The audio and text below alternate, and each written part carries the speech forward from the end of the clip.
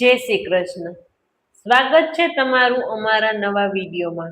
આજે આપણે યોગીની એકાદશીની વ્રત કથા વિશે સાંભળીશું. જેઠવદ એકાદશી યોગીની એકાદશી નામે પ્રખ્યાત છે. તેના અધિષ્ઠાતા દેવ ભગવાન નૃસિંહજી છે. તેનું પૂજન પ્રિય પત્નીની સાથે ભાંગરાના ફૂલોથી કરવું. નિવેદમાં પેંડા આપે, અર્ધ્યમાં જાંબુના ફળ આપે અને દાનમાં જળ ધેનું આપે, અર્થાત ગાયના દાનનો સંકલ્પ કરીને જળ આપે. આવી રીતે વ્રત કરનાર પુરુષ ગમે તેવો શરીરમાં કોઢ આદિ દીર્ઘ રોગથી પીડાતો હોય તો એ રોગથી મુક્ત થાય છે. તે વિશે એક પુરાતનિક કથા કહું છું, તે સાંભળો. એક વખતે રાજા યુધિષ્ઠિરે પૂછ્યું કે હે પ્રભુ, આપે કહેલી નિર્જળા એકાદશીની વ્રત કથા સાંભળી. હવે આપ જેઠ માસના કૃષ્ણ પક્ષની એકાદશીનું નામ અને તેનો પ્રભાવ અને એનું મહાત્મ્ય કેવું છે તે આપ મારા પ્રત્યે કહો. ત્યારે શ્રી કૃષ્ણ કહેવા લાગ્યા કે એ વ્રત હું તમારા પ્રત્યે કહું છું તે સાંભળો. એ એકાદશી યોગીની એવે નામે પ્રસિદ્ધ છે અને તે મહાપાપોનો નાશ કરનારી છે અને આ લોકમાં પણ અપાર સુખને આપનારી છે અને દેહને અંતે મોક્ષ આપનારી છે, તેમજ શારીરિક કષ્ટને પણ નાશ કરનારી છે. તે વિશે એક પુરાતની કથા કહું છું, તે સાંભળો. પૂર્વે અલકા નગરીમાં કુબેર ભંડારી શિવ ભક્ત રહે છે. તેણે હંમેશા શિવની પૂજા માટે પુષ્પો જોઈએ. તે માનસરોવરમાંથી લાવવા માટે પોતાના સેવક હેમમાલિનીને નિમેલો હતો. તે હંમેશા પુષ્પ લાવતો હતો, પણ પોતાની પત્નીમાં અતિ આસક્ત હતો. વળી એને પોતાના રૂપનું પણ ગર્વ હતો. તે એક દિવસે માનસરોવરમાંથી પુષ્પો લાવીને ઘેર ગયો અને પોતાની પત્નીમાં આસક્ત થઈને તેની સાથે રમણ કરવા લાગ્યો અને પુષ્પો પહોંચાડવાનું ભૂલી ગયો. કુબેરે મધ્યાહન સુધી રાહ જોઈ, પણ ફૂલ આવ્યા નહીં. ત્યારે બીજા યક્ષોને કહ્યું કે પૂજાને મોડું થઈ ગયું છે અને હેમમાલી હજુ કેમ આવ્યો નહીં, તેની તપાસ કરો.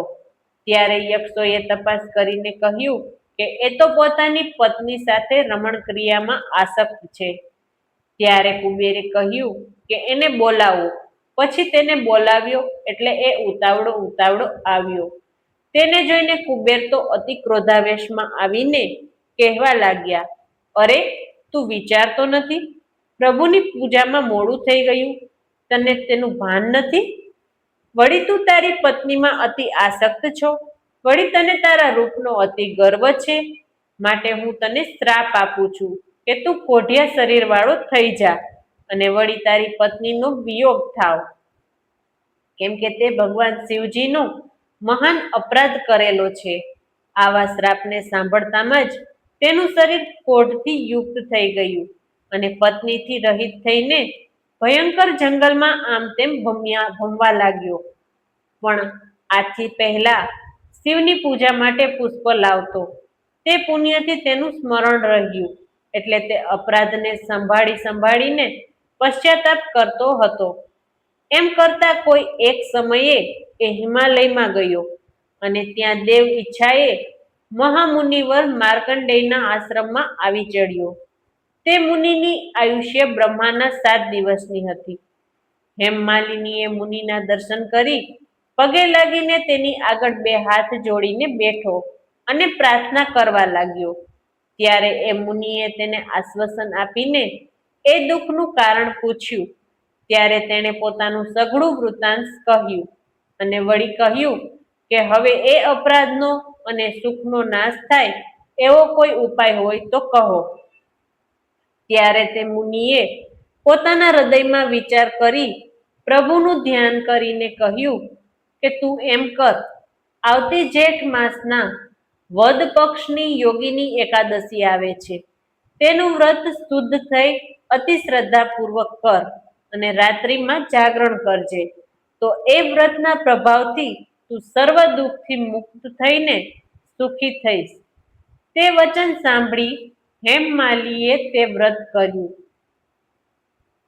પેલે તત્કાળ તેનું શરીર દિવ્ય અને અતિ રૂપવાન અને પહેલા કરતા અતિ રમણીય થઈ ગયું અને ફરીવાર પોતાની પત્નીને પણ પામ્યો.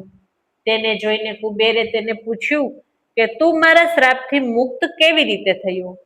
ત્યારે તેણે જેઠવદ યોગીની એકાદશીના વ્રતના પ્રભાવથી હું મુક્ત થયો છું એવી રીતે સર્વે વૃત્તાંશ કહી સંભળાવ્યું.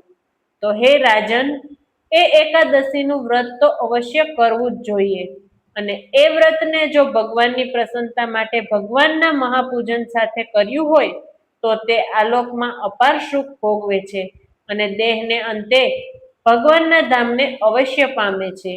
એમાં કોઈ પણ સંશય નથી. બોલો વિષ્ણુ ભગવાનની જય.